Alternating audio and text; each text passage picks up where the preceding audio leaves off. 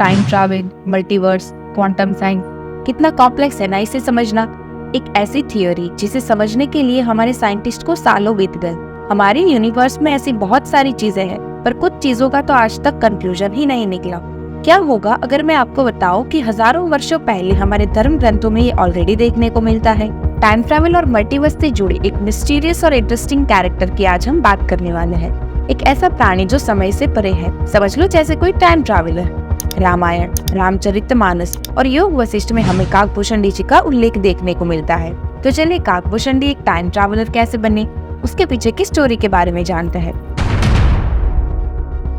आज से कई हजारों वर्षों पहले एक बहुत ही क्रोधित और अहंकारी युवक था, जिसका मानना था कि शिव ही एकमात्र भगवान है।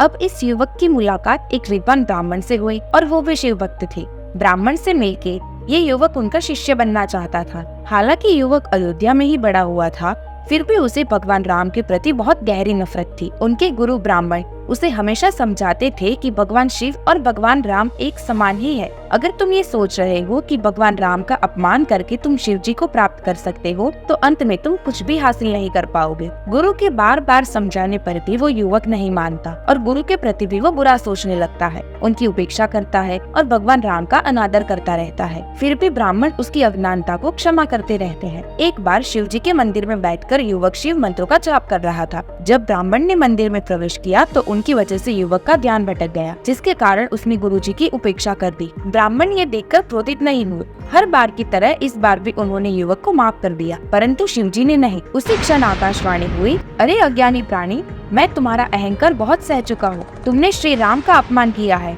और अब तुम अहंकार में आकर अपना गुरु का भी अपमान कर रहे हो। मैं तुम्हें श्राप देता हूँ कि तुम सर्प बन जाओगे और पेड़ के एक क्वार्टर में निवास करोगे। दयालु ब्राह्मण अपने शिष्य को कष्ट में नहीं देख सकते थे। इस श्राप को सुनकर वे भय और करुणा से भर गए और शिव जी से प्रार्थना करने लगे। उन्होंने शिव के लिए एक भजन की रचना की और उसे गाया, जिसे आज हम रुद्राष्टकम के नाम से भी जानते हैं। शिवजी ब्राह्मण की प्रार्थना से प्रसन्न हुए, जिसके बदले में ब्राह्मण ने शिवजी को श्राप वापस लेने की प्रार्थना की। शिवजी ने कहा कि वे श्राप तो वापस नहीं ले सकते, परंतु जब वो 1000 जन्म प्राणी के रूप में लेगा तो उसके सभी जन्म और मृत्यु सरल और दर्द रहित होंगे। जब वह अपने 1000 जन्मों को पूरा करेगा तो उसके बाद वो एक विद्वान ब्राह्मण के रूप में जन्म लेगा और राम भक्त बनेगा, पर उसे अपने सारे जन्मों की यात्रा याद रहेगी। इस प्रकार युवक ने अपने 1000 जन्म पूरे किए और भूषंडी नामक एक विद्वान ब्राह्मण के रूप में जन्म लिया।